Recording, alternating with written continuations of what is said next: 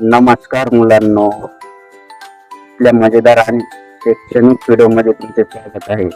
आज आपण 15 स्वादिष्ट फळांची नावे इंग्रजी आणि मराठीत शिकणार आहोत.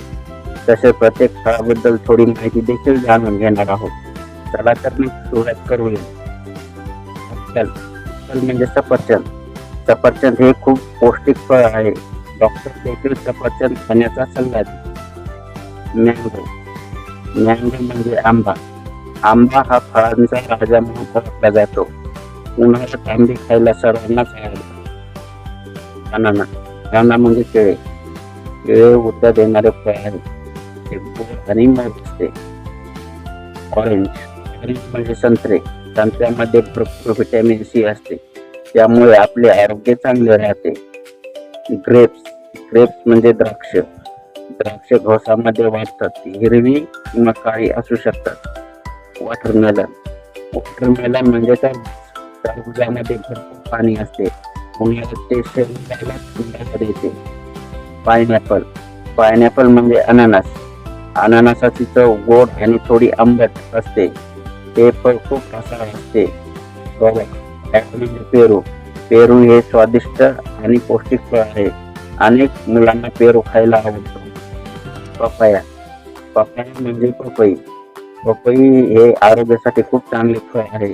पिकलेली पपई गोड लागते. पॉमग्रेनेट म्हणजे डाळी. डाळिंबामध्ये लाल रंगाचे छोटे दाणे असतात. हे फळ शरीरासाठी खूप फायदेशीर आहे. कोकोनट म्हणजे नारळ. नारळाचे पाणी ताजेतवाने असते. नारळाचा वापर अनेक पदार्थांमध्ये केला जातो. स्ट्रॉबेरी म्हणजे स्ट्रॉबेरी लाल रंगाची आणि खूप आकर्षक दिसते.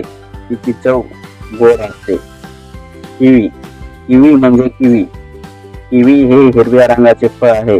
त्यामध्ये अनेक पोषक घटक असतात. चेरी म्हणजे चेरी आकाराने लहान आणि लाल रंगाची असते. ती केक सजवण्यासाठी सुद्धा वापरली जाते. लेमन म्हणजे लिंबू आंबट असते. लिंबूपासून स्वादिष्ट सरबत बनवले जाते. आता आपण आज शिकलेली फळांची नावे पुन्हा एकदा पाहूया. ॲपल म्हणजे सफरचंद. मँगो म्हणजे आंबा. बनाना म्हणजे केळे. ऑरेंज म्हणजे संत्रे. ग्रेप्स म्हणजे द्राक्ष. वॉटरमेलन म्हणजे टरबूज. पायनॅपल म्हणजे अननस. कवा म्हणजे पेरू. पपाया म्हणजे पपई. पॉमग्रेनेट म्हणजे डाळिंब.